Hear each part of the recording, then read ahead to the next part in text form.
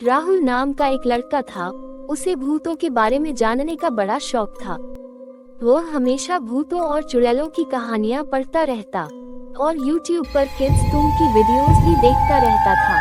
वो ये जानना चाहता था कि भूत होते भी हैं या ये सब बस एक मनगढ़ंत कहानी है, या फिर लोग बस एक डर का माहौल बनाने के लिए ही ऐसा कहते हैं कि चुड़ैल होती है। वो यही सब सोचता रहता था। इस बात का पता लगाने के लिए उसने एक दिन अपने दोस्त से बात की और उससे कहा, भाई, ये डायन या चुड़ैल होती है या नहीं, इसका पता लगाने का एक ही तरीका है। हम आज रात को पास के कब्रिस्तान में चलेंगे और पूरी रात वहाँ जाग के पता करेंगे कि ये सच है या बस मन का भ्रम।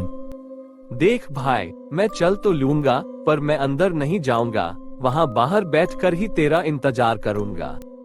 राहुल राजी हो गया। जैसे ही रात हुई, दोनों कब्रिस्तान के पास पहुंच गए।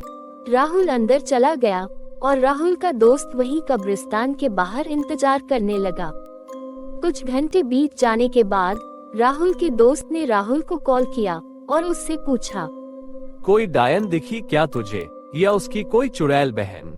नहीं यार, अभी कहाँ, तब से छुप कर ही बैठा हूँ। इस पे उसके दोस्त ने राहुल को बोला, तू बाहर आ जा यार, हम लोग घर चलते हैं, मुझे बहुत नींद आ रही है।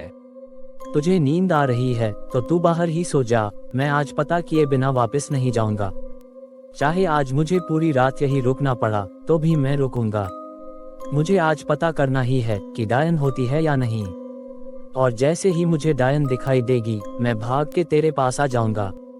इसके बाद राहुल का दोस्त कब्रिस्तान के बाहर ही सो गया और राहुल अंदर डायन का इंतजार करने लगा। काफी समय डायन का इंतजार करने के बाद राहुल को नींद आने लगी और राहुल वहीं सो गया। अभी राहुल की नींद लगी ही थी कि उसे वहाँ पे जमीन खोदने की आवाज आने लगी।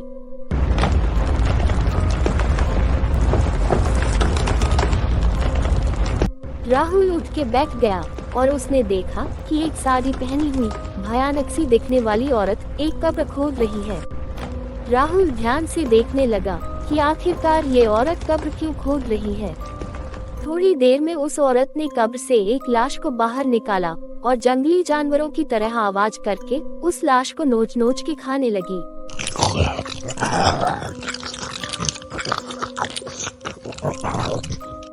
इतना भयंकर नजारा देख के राहुल के हाथ पैर कांपने लगे।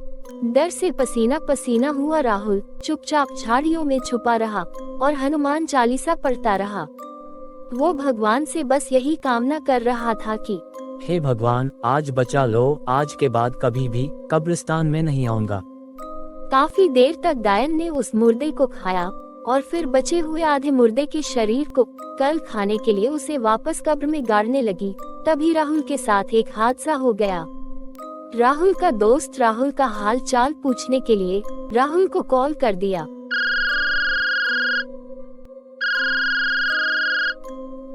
कॉल की आवाज सुनते ही वो डायन राहुल की तरफ देखी।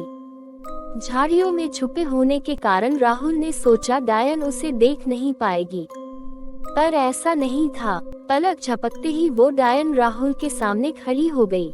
डायन को अपने नजदीक देखकर राहुल का शरीर ठंडा पड़ गया और वो वहीं पे जम गया। डायन आराम से राहुल का हाथ पकड़कर अपने साथ उसे ले जाने लगी। राहुल बिना किसी विरोध के उसके साथ जाने लगा।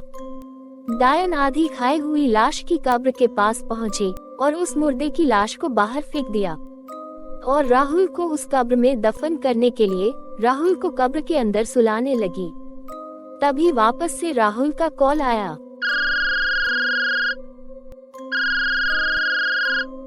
मोबाइल की रिंगटोन सुन के राहुल को होश आया और वो चिल्लाते हुए वहाँ से भागने लगा। राहुल जिधर भी भागता डायन उसके सामने खड़ी हुई मिलती। राहुल बुरी तरह फंस गया।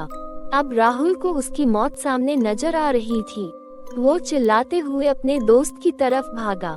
तभी राहुल की आवाज सुन के उसका दोस्त कब्रिस्तान के अंदर आ गया और राहुल को देखा वो पागलों की तरह इधर उधर भाग रहा है। उसने राहुल को एक जोर से तमाचा मारा और उससे पूछा, चिल्लाते हुए ऐसे क्यों भाग रहा है, मैं यही तेरे पास तो हूँ।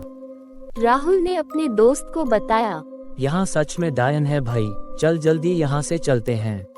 इतना सुनते ही राहुल के दोस्त ने राहुल का हाथ पकड़ा और दोनों कब्रिस्तान के बाहर भाग गए। सीधा अपने घर गए। राहुल ने घर पहुंच के सारी घटना अपने दोस्त को बताई। उसका दोस्त भी बुरी तरह डर गया।